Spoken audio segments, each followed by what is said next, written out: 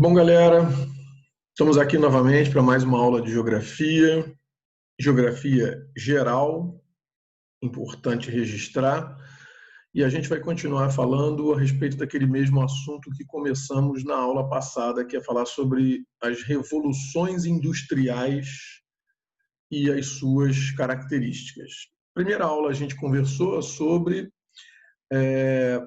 a questão lá da Revolução Industrial Clássica, né? Aquela lá do século XVIII e tal, o surgimento da máquina a vapor, a importância do carvão, a importância das máquinas, do ferro. E a gente falou um pouquinho sobre também a questão do Fordismo, né, que foi considerada a segunda revolução industrial, junto com as técnicas adotadas e criadas pelo Taylorismo. E hoje a gente vai falar sobre o fim desse processo, que na verdade é o que a gente tem hoje funcionando no mundo, que é o que a gente chama e reconhece como terceira revolução industrial, que também pode ser chamado de acumulação flexível, que também pode ser chamado de pós-Fordismo, também pode ser chamado de toyotismo. E tem alguns que ainda conseguem chamar de modelo just in time.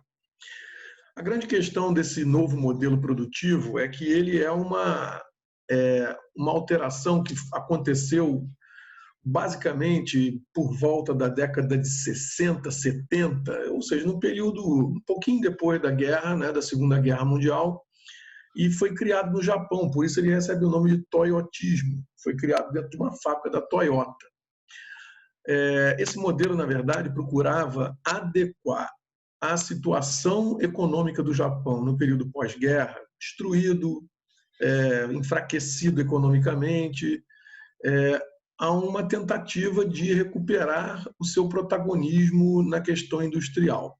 Então, os japoneses, sem grandes possibilidades de investimento, né, com os seus zaibatsus, ou seja, os seus grandes conglomerados industriais, sem grandes possibilidades de grandes investimentos, eles procuraram desenvolver um modelo produtivo que pudesse ser o mais econômico e o com o menor custo possível. Diferente lá daquele modelo do Ford, que era um modelo no qual o cara produzia em massa, produzia em larga escala, independente se fosse vender ou não, aquele produto ficava estocado no pátio da fábrica. E o Ford era o cara que determinava o que ele iria produzir, e o consumidor é que se adaptasse ao modelo que ele tinha estabelecido. Quando os japoneses enfraquecidos, que sem, como eu falei aqui, grandes possibilidades de investimento, eles começam a imaginar o seguinte: olha, é desperdício e é um risco muito grande produzir para deixar o produto parado no pátio, porque existe a possibilidade de vender ou de não vender. E se a gente não vender, é dinheiro perdido. E a gente não tem dinheiro de sobra. O dinheiro está curto e a gente precisa investir naquilo que é certo, dar um tiro certo e não dar tiro na água. Então, os japoneses começaram a pensar o seguinte: é melhor a gente, então, procurar saber com o mercado o que ele pretende exatamente consumir. Então, foi mais ou menos aí que surge uma ideia de uma lógica que até então não existia, chamada marketing, que é estudo do mercado, que é saber o que o mercado quer consumir para poder produzir exatamente daquele jeito. Dessa maneira, eles só produziam com as características e na quantidade que eles, a princípio, acreditavam que o mercado fosse absorver. Por isso o nome just in time, ou seja, você só produz quando há demanda. Você produz apenas no momento em que realmente aquilo for realmente consumido. Então, é um modelo que busca a flexibilização da produção. Além de produzir somente no momento da demanda, também só produz de acordo com o consumidor quer consumir. Então, eu vou flexibilizar as características do produto. Eu não vou mais fazer somente um carro preto, igual o Ford fazia. Eu vou fazer carros nas cores que o mercado tiver disponibilidade de consumir. Não só a questão da cor, mas todas as características dos produtos. Então, você começa a adaptar, você começa a flexibilizar o seu modelo de produção. Daí o nome acumulação flexível. Esse modelo como eu disse para você, o grande objetivo dele é ser o mais econômico, ou seja, aquele que apresenta o menor custo possível de produção, ainda menos custoso do que o Ford.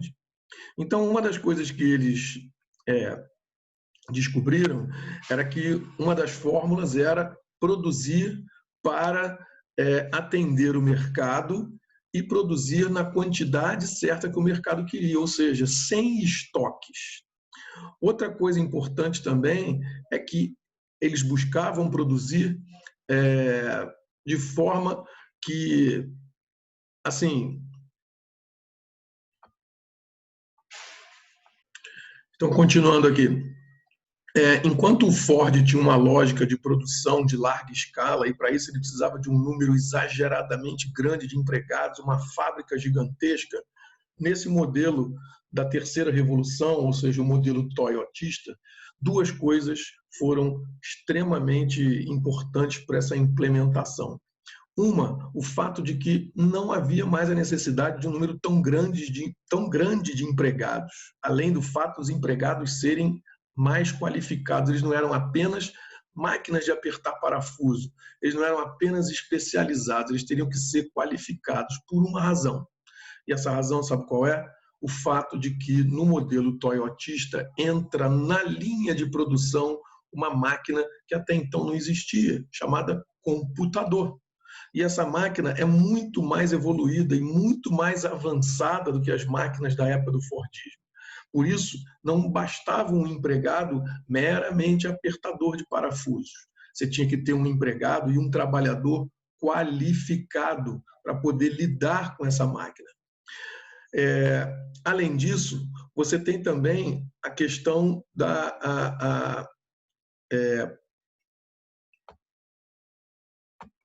Além disso, você tinha a questão da fábrica do Ford, que era uma fábrica que tinha que ser gigantesca, porque o Ford buscava uma produção de ponta a ponta, ou seja, ele dominava verticalmente todo o processo produtivo.